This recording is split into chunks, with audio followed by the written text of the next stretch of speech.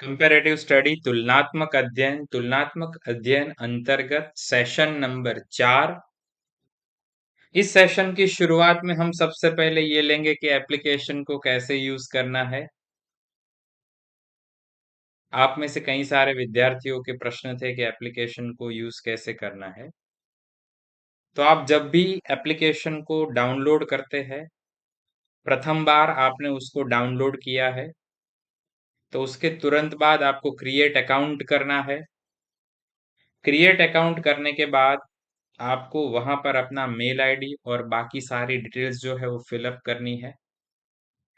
इतना करने के बाद एप्लीकेशन ओपन होगी।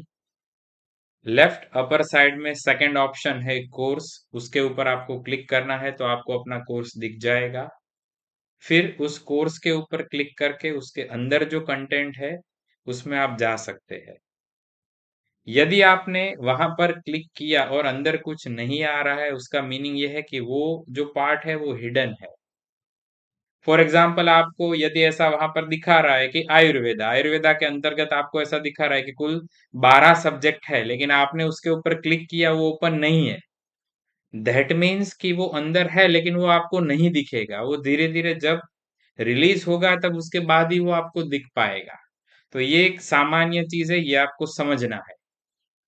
दूसरी चीज, यदि आपके मोबाइल डिवाइस में एप्लीकेशन ऑलरेडी डाउनलोड है तो फिर वहां पर आपको जो है वो क्रिएट अकाउंट नहीं करना है, वहां पर फिर आपको लॉग इन होगा।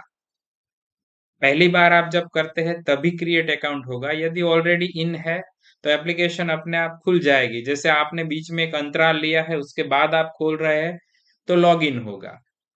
तो लॉग इन जब भी होता है तब आपने जो वहां पर मेल आईडी डाला है, पासवर्ड डाला है, उसी के आधार पे वो एप्लीकेशन ओपन हो जाएगी।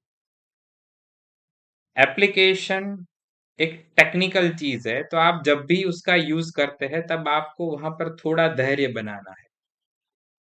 जैसे आप कोई प्रश्न अटेंड कर रहे हैं, उसके आंसर में आपने मल्टीपल क्लिक कर दी, एक साथ में 4-5 बार कर दी, या फिर आपको ऐसा लगा कि ये आगे नहीं जा रहा है तो मैं ज्यादा बार उसको दबा दूं। यदि आप ऐसा करेंगे तो ये टेक्निकल चीज है, वो अपने आप लॉक हो जाएगी ड्यू टू सिक्योरिटी रीजन। तो आप जब भी वहां पर कोई क्रिया करते हैं, जैसे आपने कोई पेपर सबमिट किया या फिर आप कोई पेपर सबमिट कर रहे हैं, तो आपको आराम से वहां पर जस्ट एक क्लिक करना है।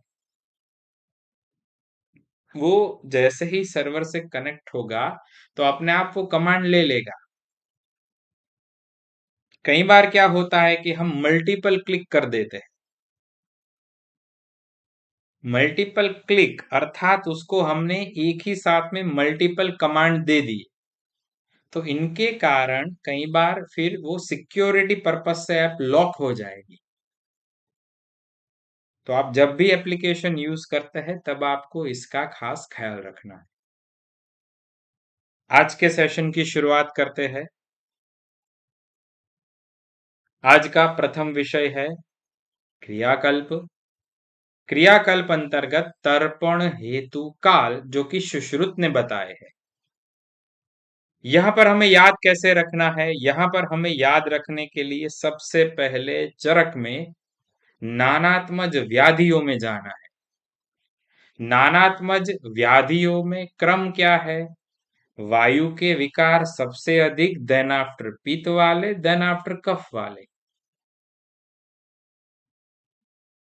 अशिति ही वात विकारा, कुल 80 वात व्याधि है, वात विकार है वहां पर, 40 पित्त वाले है, 20 कफ वाले है। तो सबसे ज्यादा क्रम किसका है? वायु का। उसके बाद पित्त का, उसके बाद कफ का। आपको ये सोचना है कि आप किसी शॉपिंग मॉल में, उस शॉपिंग मॉल में जो है वो आप वहां के जो सीढ़ियां है उसका उपयोग कर रहे हैं। आप फर्स्ट फ्लोर पे है, वहां से आपको नीचे ग्राउंड फ्लोर पे आना है, तो आप ऊपर से नीचे की ओर धीरे धीरे आएंगे।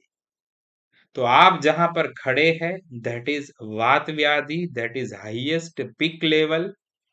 तो वात व्याधि में तर्पण की मात्रा कितनी है, मतलब उसका काल कितना है, 1000 मात्रा तक। फिर आपको नीचे जाना है, आप थोड़े नीचे आए, पीत व्याधि, आप जो ऊपर से उससे अंतर थोड़ा कम हुआ, तो यहां पर 800 मात्रा बन गई। फिर और थोड़ा नीचे आए, 600 मात्रा। फिर आप एग्जैक्ट ग्राउंड फ्लोर पे आ गए। स्वस्थ नेत्र, स्वस्थ नेत्र में कितनी मात्रा चाहिए, 500 मात्रा।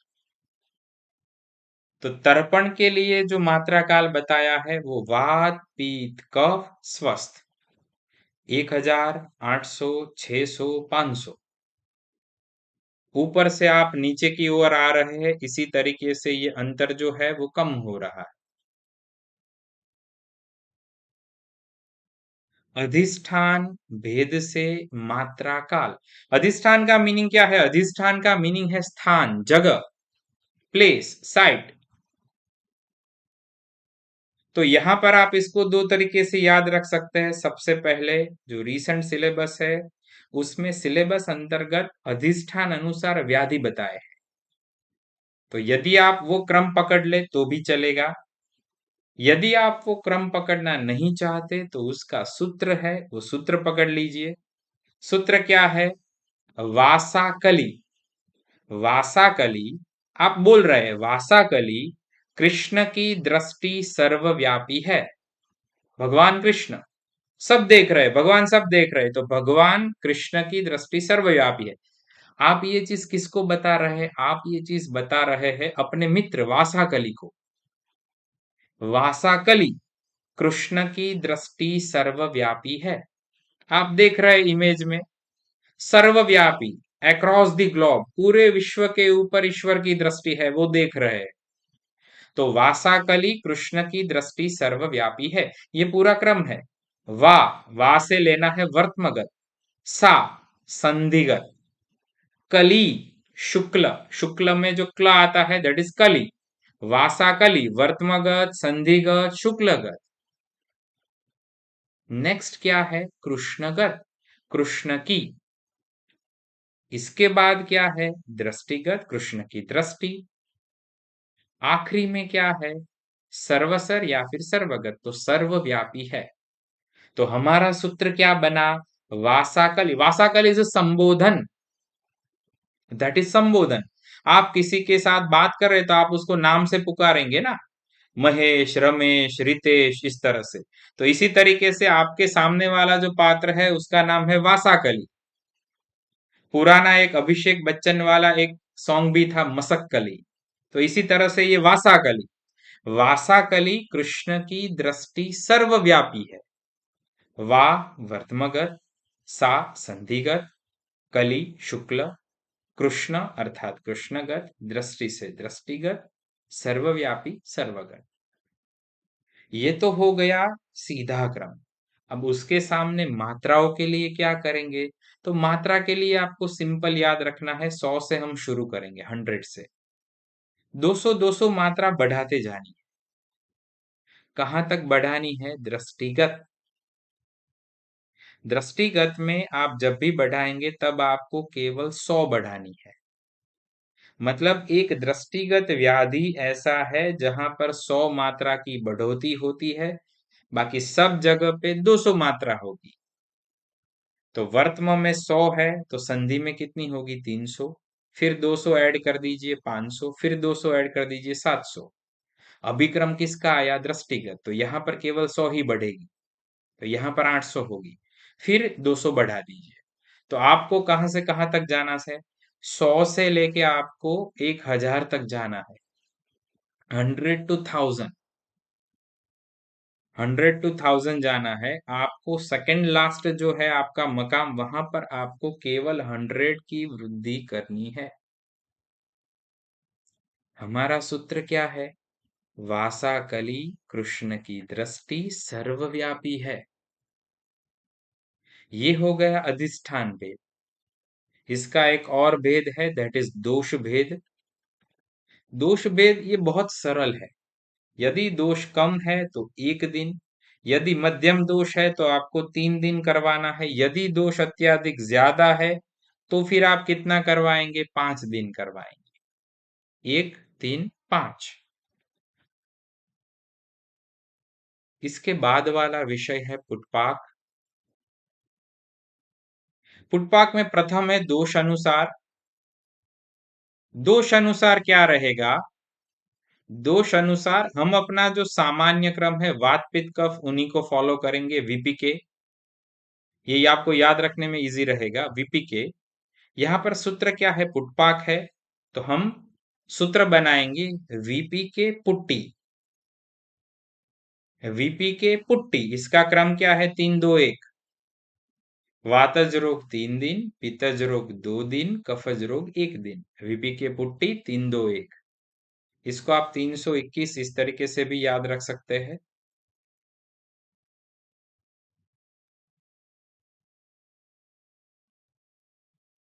पुटपाक कर्म अनुसार भेद।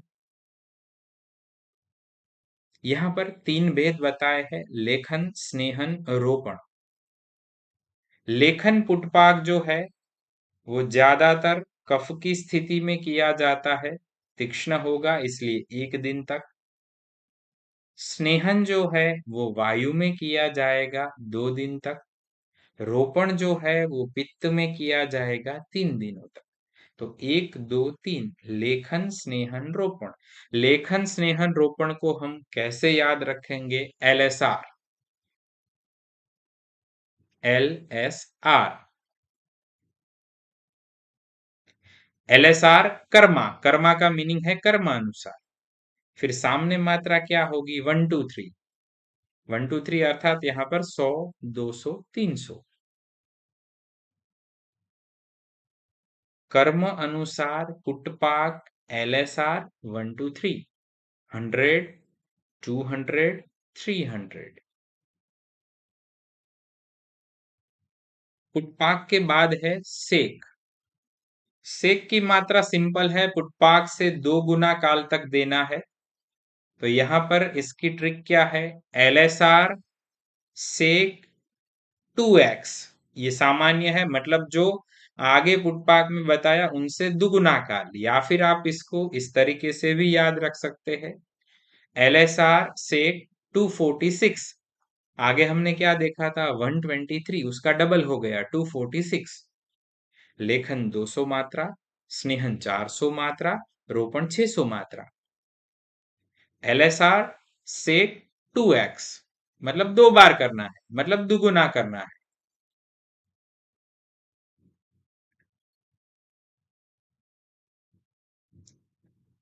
ये जो क्रियाकल्प है वो शालकीय तंत्र का अत्यधिक महत्वपूर्ण विषय है। ये one of the most difficult topic है, क्योंकि यहाँ पर काफी सारी मात्राएं एक साथ इकट्ठी होती है। हम इस चीज को अभी इसलिए ले रहे हैं कि इसका आप मैक्सिमम रिवीजन कर पाए। ये FAQ है, ये पूछा जाएगा। यदि इसको हम आखिर में लेते हैं तो आपके लिए वो रिवीजन करने में टाइम कम होगा। नेक्स्ट विषय है आश्योतन। 3 भेद, लेखन, स्नेहन, रोपण। लेखन तीक्ष्ण है इसलिए इसका प्रमाण है 7 या 8 बूंद। स्नेहन जो है उसका प्रमाण है 10 बूंद। रोपण का प्रमाण है 12 बूंदे। 7 या 8, 10 तथा 12।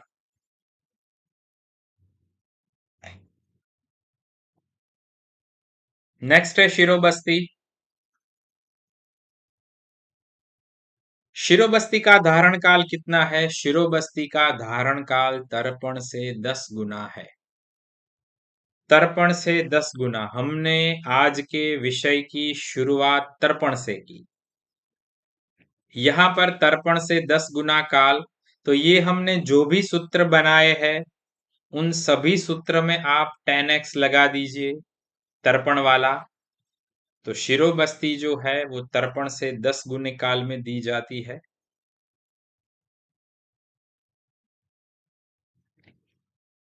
आगे का विषय है अंजन। अंजन का प्रयोग 3 तरीके से किया जाता है: गुटिकांजन, रसांजन, चूर्णांजन। ये जो कर्म भेद है, किस तरह का कर्म संपादित करेगा उसके आधार पे इनके तीन भेद है: लेखन, प्रसादन, रोपण। तो गुटिकांजन तथा रसांजन की मात्रा है लेखन, प्रसादन तथा रोपण हेतु 1 हरेणु प्रमाण, 1.5 हरेणु प्रमाण, 2 हरेणु प्रमाण। ठीक इसी तरीके से चूर्णांजन जो है वो शलाका के द्वारा प्रयोगी है, तो इसलिए इसकी मात्रा अनुक्रम से 2, 3, 4 शलाका, जो अनुक्रम से लेखन, प्रसादन तथा रोपण के लिए दी जाती है।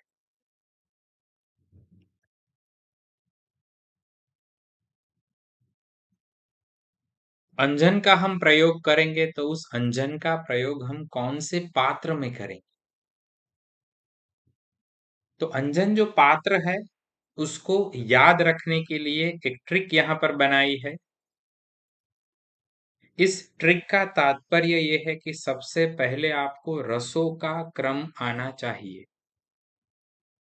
रस क्रम में आने चाहिए: मधुर, अम्ल, लवण, कटु, तिक्त, कषाय। कुल रस की संख्या 6 है। तो ये जो अंजन पात्र है वो रस अनुसार प्रयोगी है, तो आपको 6 रस के नाम क्रम में आने चाहिए।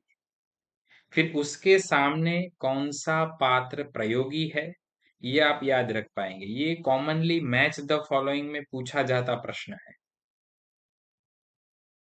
इसका सूत्र क्या बनेगा? स्वर्ण की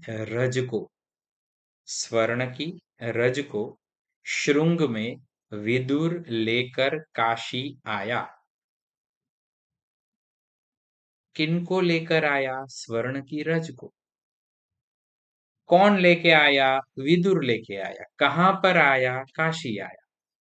ये तीन मुख्य चीजें आपको यहां पर याद रखनी है अंजन पात्र में। स्वर्ण की रज को कहां पर? श्रृंग में लेकर। कौन लाया? विदुर लाया। कहां लाया? काशी में लाया। इसको इजीली याद रखने के लिए आपके सामने एक विजुअल भी अवेलेबल है। प्रथम जो है उसमें स्वर्ण की रज है। कौन ला रहा है? विदुर ला रहा है। जो बीच वाली इमेज है वो ओल्ड महाभारत के पात्र विदुर जी है। आखिरी जो इमेज है वो काशी की है। तो यहां पर स्वर्ण की रज, स्वर्ण से स्वर्ण लेना है, रज से रजत लेना है, श्रृंग से मेष श्रृंग लेना है। इसको खास याद रखिएगा। वैदुर्य, इसके लिए यहां पर सिंबॉलिक है विदुर। कहां लाया? काशी में लाया। काशी दैट इज कांस्य, लाया दैट इज लो। तो यहां पर 6 रस कौन से है? मधुर, अम्ल, लवण, कटु, तिक्त, कषाय। इसके सामने पात्र कौन से है? स्वर्ण, रजत, श्रृंग, वैदुर्य, कांस्य तथा लो। उनका सूत्र क्या है? स्वर्ण की रज को श्रृंग में विदुर लेकर काशी लाया। इसके द्वारा आप इसको इजीली याद रख पाएंगे। ये पूछा जाता प्रश्न है, एफएक्यू क्वेश्चन है। नेक्स्ट विषय है अंजन शलाका। आपको खास याद रखना है मल्लिका पुष्प सदृश, मल्लिका पुष्प के समान। यहां पर मल्लिका पुष्प ही पूछा जाएगा। इसका परिमाण कितना है? कलाई परिमाण। इसकी लंबाई कितनी है? 8 अंगुल प्रमाण। ये तीनों के तीनों प्रश्न के तौर पे पूछे गए हैं। लेखन हमेशा कफ का होगा, ज्यादातर कफ का होगा, तो उसके लिए हम किन का प्रयोग करेंगे? तीक्ष्ण द्रव्य का। तो इसलिए लेखनार्थ ताम्र शलाका। प्रसादन, प्रसादन जो है उसमें स्वर्ण शलाका प्रयोगी है और रोपण हेतु लोह शलाका प्रयोगी है। विविध कर्म हेतु श्रेष्ठ काल: तर्पण के लिए पूर्वाह्य काल, अपराह्य काल। शेक तथा अश्योतन हेतु पूर्वाह्य काल, मध्याह्न तथा सायंकाल। शिरोबस्ती हेतु सायंकाल। शुद्ध शुक्र के लक्षण, शुक्र के लक्षण, आर्तव के लक्षण तथा स्तन्य के लक्षण ये खास पूछे जाते हैं। तो शुद्ध शुक्र के लक्षण में स्फटिकाभम, ये किसने बताया है? चरक सुश्रुत शार्ङ्गधर। इसका सूत्र क्या बनेगा? चरसुधर का शुक्र स्फटिक, चरसुधर का शुक्र स्फटिक। चरसु चरक, सु से सुश्रुत, धर से शार्ङ्गधर। चरसुधर का शुक्र स्फटिक। आगे भी हमने ये चरसुधर सूत्र का प्रयोग किया है ऑलरेडी संख्या में हमने, तो ये आपके लिए एक जाना माना सूत्र है चरसुधर। नेक्स्ट है मधुगंधी शुक्र, ये किसने बताया है? चरक सुश्रुत वाग्भट शार्ङ्गधर। इसको आप याद कैसे रखेंगे? यहां पर देखिए, यहां पर एक चीज ऐड होती है, दैट इज वाग्भट। तो चरसुधर का शुक्र स्फटिक जो सूत्र है उसमें आपको केवल एक चीज ऐड करनी है, चरसुधर भट्ट का शुक्र मधुगंधी। Bhatt that is Vagbhata. तो एक में आपने दो सूत्र यहां पर तैयार किए, कंप्लीट किए, चरसुधर का शुक्र स्फटिक, चरसुधर भट्ट का शुक्र मधुगंधी। फिर यहां पर आपको ये क्वेश्चन कोई भी तरीके से पूछेंगे, आपके लिए ये सही हो जाएगा। वाग्भट ने इनके अलावा एक और विशेष चीज बताई है, दैट इज तेल वर्णी। ये विशेष है। शुद्ध आर्तव लक्षण, चरक अनुसार गुंजाफल सवर्णम, गुंजाफल के समान, पद्म के समान, अलक्तक के समान। सुश्रुत ने ये उपमा किनके समान बताई है? शशाश्रुक, खरगोश के रक्त के समान, लाक्षा रसवत। नेक्स्ट विषय है मानस प्रकृतिया। मानस प्रकृति के प्रमुखतया तीन भेद,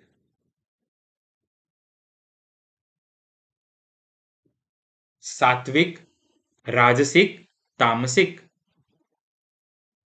इसमें से सात्विक के कुल 7 भेद चरक तथा सुश्रुत अनुसार। यहां पर काश्यप संहिता में एक और भेद बताया है जो कि पूछा जाता है। काश्यप ने सात्विक में एडिशनल भेद कौन सा बताया है? प्रजापत्य। यहां पर बॉक्स तथा स्टार कीजिएगा, ये पूछा जाएगा, पूछा जाता है। चरक तथा सुश्रुत ने 7 भेद बताए। सात्विक के लिए इन्होंने शुद्ध प्रकृति है ऐसा शब्द प्रयोग किया। अभी इन 7 के नाम हम याद कैसे रखेंगे? क्योंकि यहाँ पे ऐसा प्रश्न पूछा जा सकता है, निम्न में से कौन सा भेद है, कौन सा नहीं है। तो इसका सूत्र है बावा के जीवाय, बावा के जीवाय। बावा दैट इज BAVA, के GY, बावा के जीवाय। तो सबसे पहले जो बी है वो किन के लिए है? ब्रह्म सत्व। देन आफ्टर A फॉर आर्ष सत्व, V फॉर वारुण सत्व, A फॉर इंद्र सत्व, K फॉर कुबेर सत्व, G फॉर गांधर्व सत्व एंड Y फॉर याम्य सत्व। तो सातों के सातों सात्विक के भेद को याद रखने का सूत्र कौन सा है? बावा के जीवाय।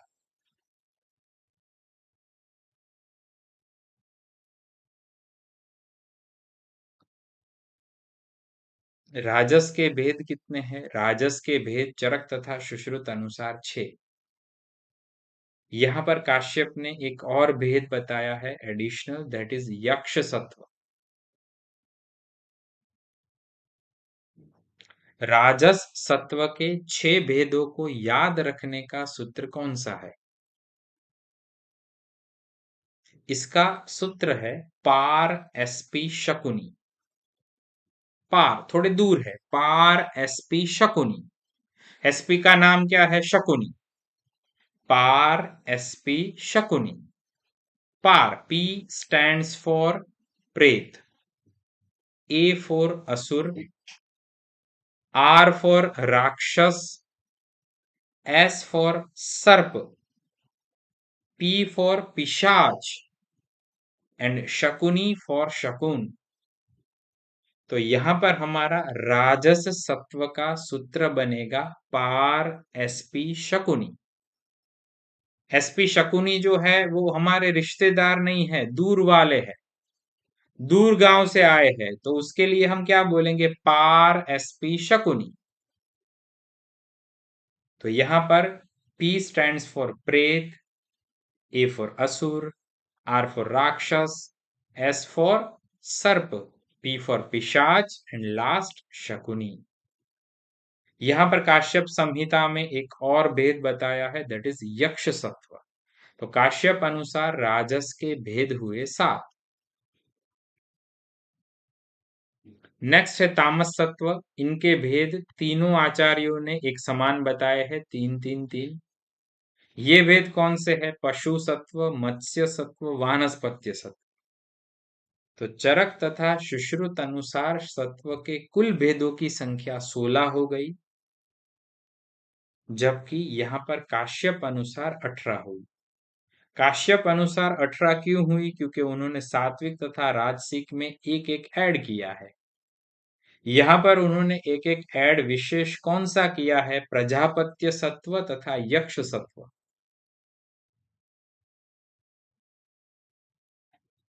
गर्भ की गर्भाशय में स्थिति कौन सी होती है? तो चरक अनुसार गर्भस्तु खलु मातुः पृष्ठ अभिमुखम, माता के पृष्ठ के सामने, पृष्ठम अभिमुखम। ऊर्ध्वशिरः संकुच्यति अंगानि, अंगों को संकुचित करके वो रहता है। सुश्रुत ने क्या बताया है? आभुग्नम अभिमुखम। यहां पर ये संस्कृत इतना याद रखना है, आभुग्नम अभिमुखम। और वह जो गर्भ है वह शिर सयोनिम शीर्षाम याति स्वभावात प्रसवम प्रति।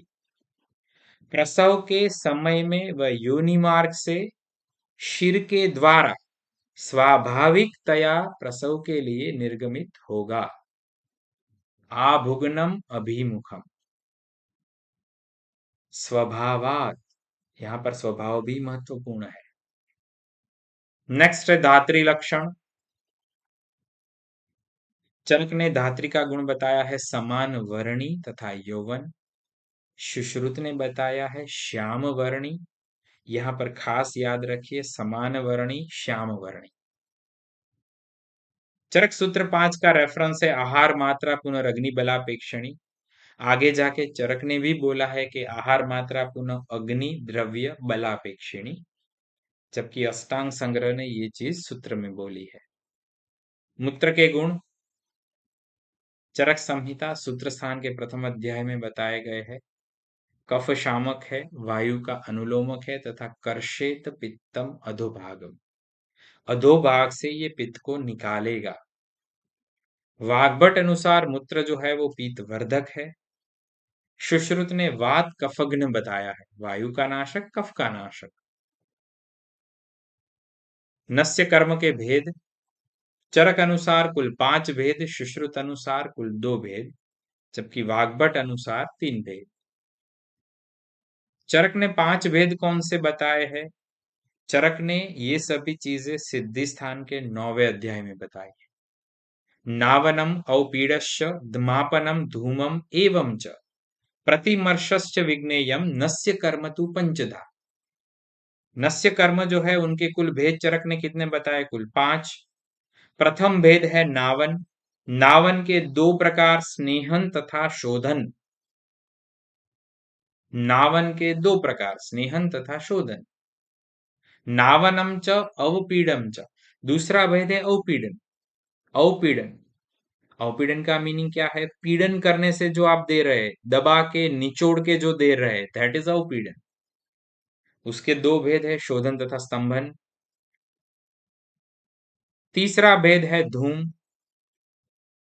इसके 3 प्रकार, प्रायोगिक, स्नेहिक, वैरेचनिक। चौथा द्मापन। पांचवा है प्रतिमर्श, इसमें स्नेहन तथा विरेचन। सुश्रुत ने केवल दो भेद बताए, शिरोविरेचन तथा स्नेहन। वाग्भट अनुसार तीन भेद कौन से है? विरेचन, ब्रूहण तथा शमन।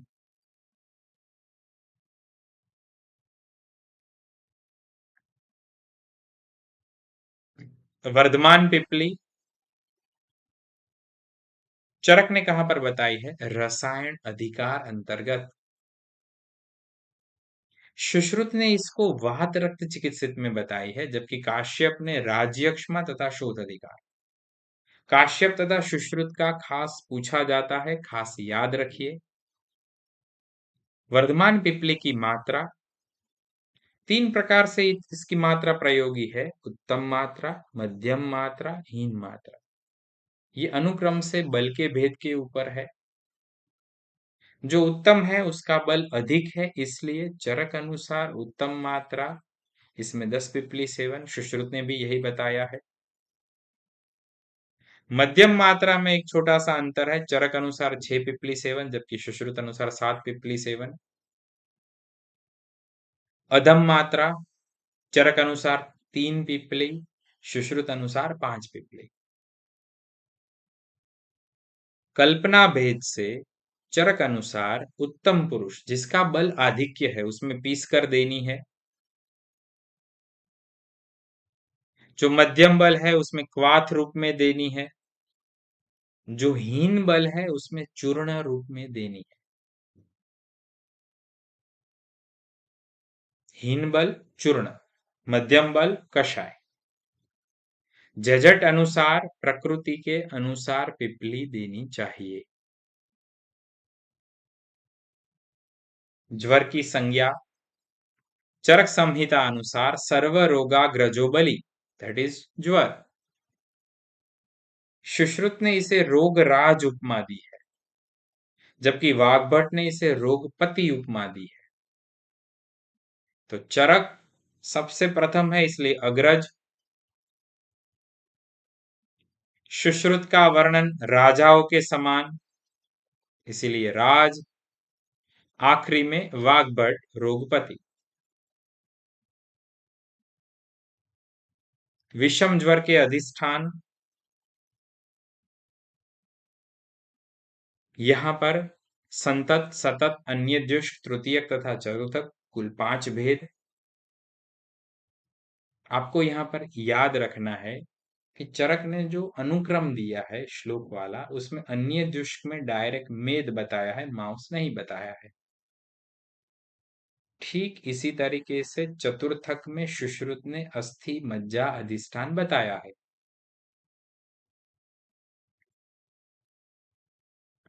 चरक केवल चतुर्थक विपर्य मानते हैं, जबकि सुश्रुत तृतीयक तथा अन्यजुष्ट विपर्य भी मानते हैं। मतलब वो दोनों मानते हैं।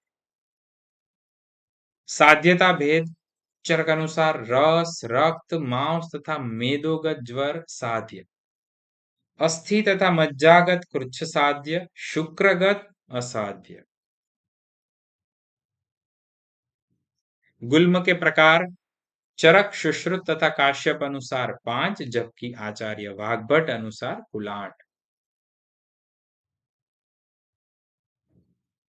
रक्त गुल्म की चिकित्सा मासेन व्यतीते दशमम चिकित्स्यम, 10 मास व्यतीत होने के बाद इसकी चिकित्सा करनी है। ये किसने बताया? चरक ने भी बताया, काश्यप ने भी बताया।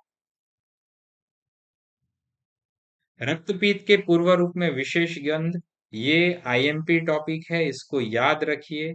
यदि पेपर को एक स्टेप थोड़ा हार्ड बनाना होगा तो इस तरीके से क्वेश्चन पूछे जाएंगे। रक्तपीत के पूर्व रूप में कौन सी गंध मिलती है? तो चरक तथा वाग्भट अनुसार मत्स्य गंधी, मछली के समान गंधा। जबकि चरक तथा सुश्रुत ने सामान्य बताया है लोह गंधी। तो ये खास याद रखिए।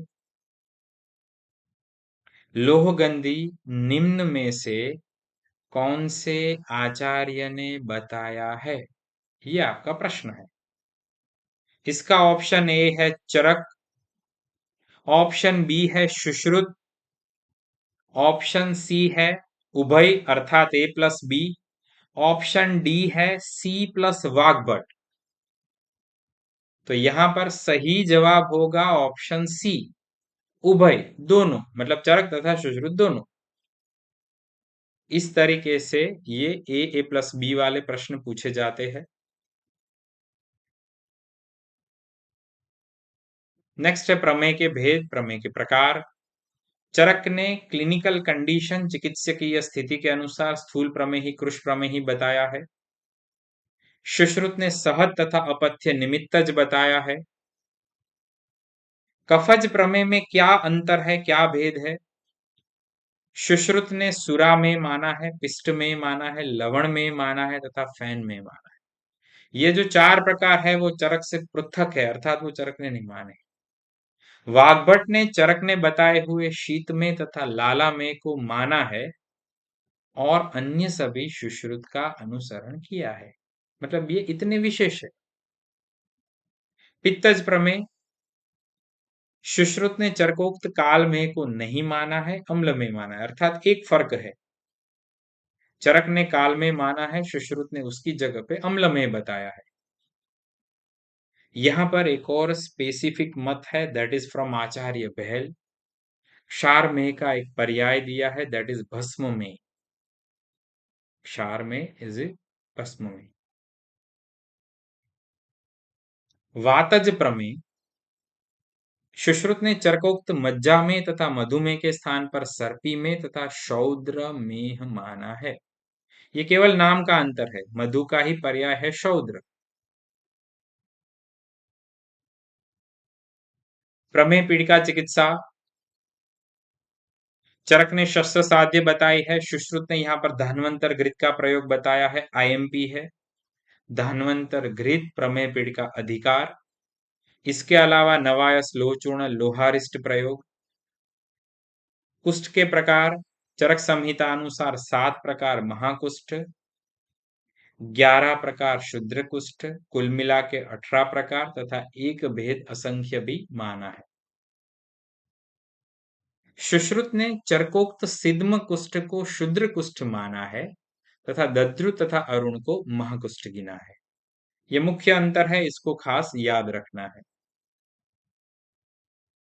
दोषिक डोमिनेंसी इन कुष्ठ, तो यहां पर आपको सबसे पहले ये क्रम पकड़ना है, क्रम याद रखना है। कापाल, औदुंबर, मंडल, ये 3 ये वातपित्त कफ से होंगे। फिर उसके बाद ऋष्यजिह्व, पुंडरिक, सिद्म, ये वातपित्त, पित्त कफ, कफवात, इस तरीके से होंगे। इसके बाद आखिरी भेद है काकणक, जो कि त्रिदोषज है। सुश्रुत ने जो भेद माने हैं उसमें अरुण वाताधिक माना है, ये पूछा जाता है, इसको याद रखिए। दद्रु तथा पुंडरिक कफाधिक्य वाले हैं, अन्य सभी महाकुष्ठ पित्ताधिक्य। तो 7 में से 1 वायु वाला, 2 कफ वाले। शुद्र कुष्ठ, शुद्र कुष्ठ चरक अनुसार उसमें वात कफज डोमिनेंसी वाले कितने हैं? कुल 5 है। उसका सूत्र क्या है? ए चक्की आवी, ए चक्की आवी, केवी आवी, ए चक्की आवी, केवी आवी। तो ये जो सूत्र है ए चक्की आवी, ए से एक कुष्ठ, च से चर्माख्य, की से किटीब, वी से विपादिका, आ से अलसक, केवी कफ वातज। तो वात कफज भेद में कुल 5 समाविष्ट है। इसके अलावा विचर्चिका कफज है, आईएमपी बॉक्स तथा स्टार कीजिए, बाकी जो भी बच गए वो पित्त कफज है। तो आपको एक सूत्र पकड़ना है, वो याद रखना है, विचर्चिका कफज है, उतना याद रखना है।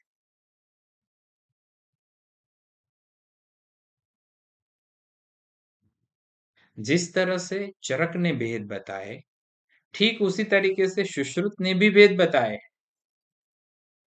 तो सुश्रुत अनुसार कफज भेद जो है वो कौन कौन से है? एक कुष्ठ, रक्षा, महाकुष्ठ, अरुष्क तथा सिद्म, ये कफज है।